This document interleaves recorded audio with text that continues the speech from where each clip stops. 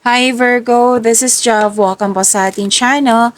By the way, Virgo, this is your first half of the month of December from December 1 to 15, 2025.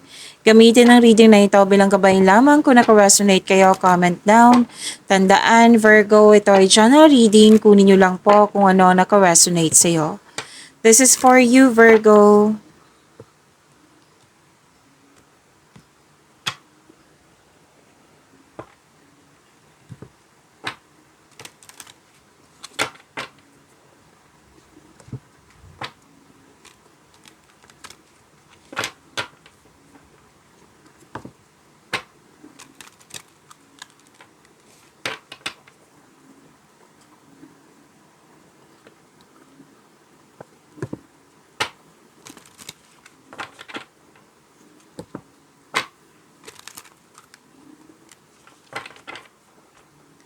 Para po ito sa iyo, Virgo.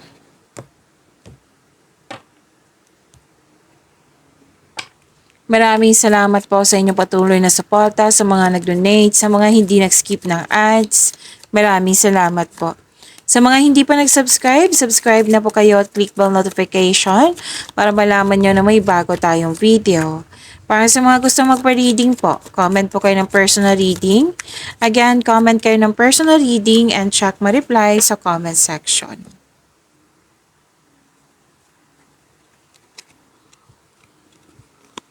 Naka-receive po kayo ng wisdom message, support. Pwedeng galing to sa elder, wiser, mentor, sa mga taong marami ng experience sa buhay.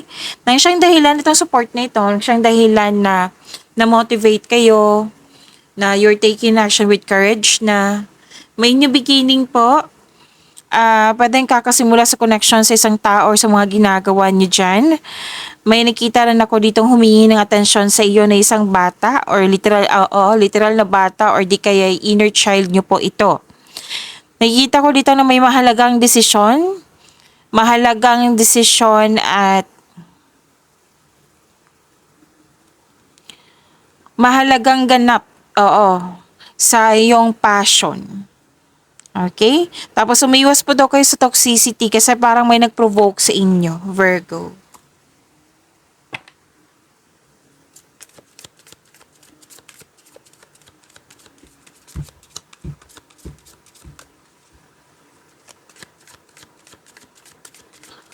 Energy po ni Virgo ngayon December 1 to 15, 2025.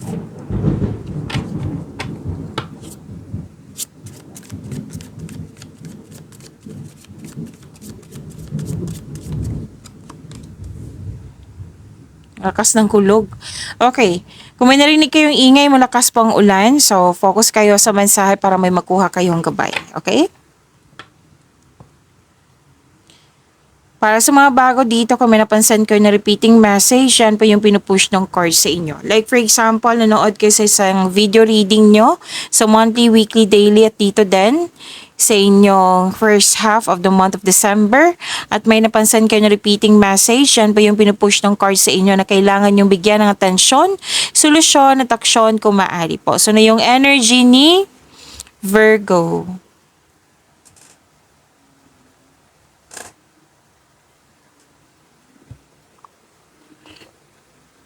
Successful completion, you're reaping rewards, may accomplishment, may perfect situation, may recognition din.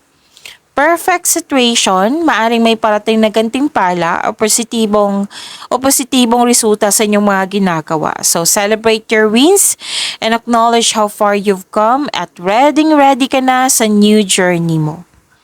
May nakita rin ako ditong tapos ng construction ng dream house mo.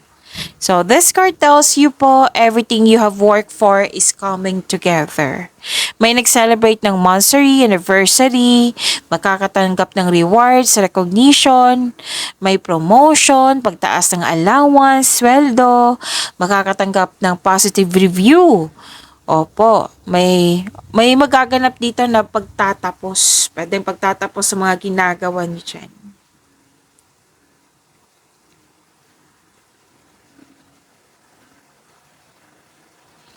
So, So you're very inspired in doing some action. You have personal power. This is victory, mahigit pa sa success, victory. Itong dalawang card na ito ha, victory po ito. Mas lumawak yung ambisyon mo sa buhay, nagkaroon ng kontrolado na. Oo, like for example, hindi kontrolado before, ngayon kontrolado na yung sitwasyon. May structure din ako nakikita dito. Okay, and maaring maging kampante ka sa kung ano ang sitwasyon ka. Maari din na may makapangyarihang tao na malaki ang kanyang influence sa iyo. So, own your space with confidence. Yes, kung ikaw nag-aantay ng sign to take inspired towards to your goals, may binigay na sign sa iyo, ang universe. Okay?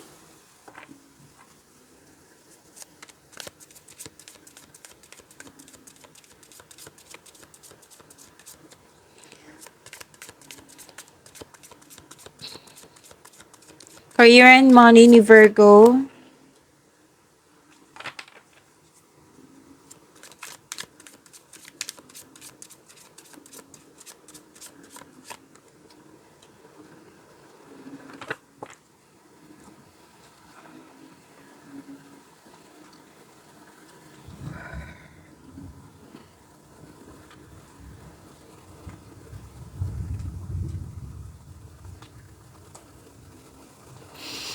You have the power, authority, masusunod yung desisyon mo, ideas at plano.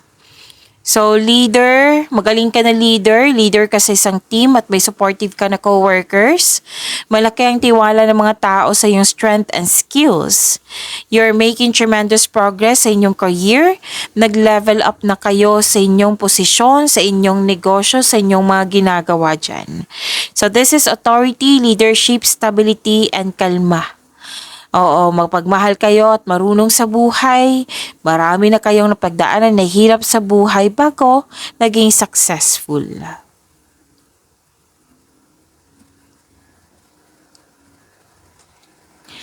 Okay, habaan nyo po yung pasensya nyo. Kasi, may hinintay ka dito eh. Na pwedeng disappointed ka sa current situation mo or current job na feeling mo dapat lume-level up ka na. So this card tells you na parte ito ng proseso. Have faith, patuloy mo lang ang pagsisikap mo, pagsisipag sa trabaho. Dahil check naman, sinabi dito na ma-achieve mo yung gusto mong posisyon or kasaganaan. So stay patient, stay positive, and be grateful. Okay? You're very close to see the tangible results in yung effort. Malapit mo nang mahawakan, huwag kang mag-give up. Malapit mo nang maabot yung goal mo sa buhay, parating ng resulta sa inyong sipag at tiyaga, naghihintay at malapit ka na mag-harvest.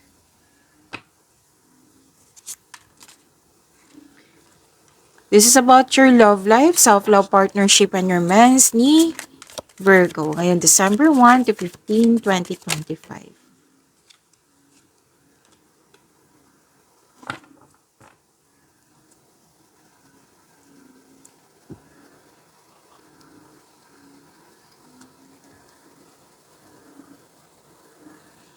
Single ka man, may relasyon sa buhay, mag-asawa, lahat kayo. Sinabi dito, you're feeling trapped or nagkaroon ng restriction. Para kayong nahihirapan sa isang bagay, tao at or sitwasyon. Tapos, sabi ng yung card, make change para ikaw ay makawala at makahinga. Step forward towards to your goal. Okay? Tapos, okay. Magkakaroon ng laya ito kung ikaw ay willing na mag-move forward. Yan nagsabi po.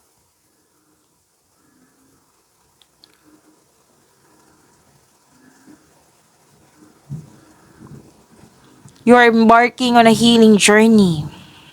Nag-decide ka mag-move on mula sa mapanakit na pangyayari, masakit na pangyayari. Opo. At sa mga relasyon, posibleng itong nagpasya kayong mag-live-in or maglipat bahay para bumuo ng pamilya.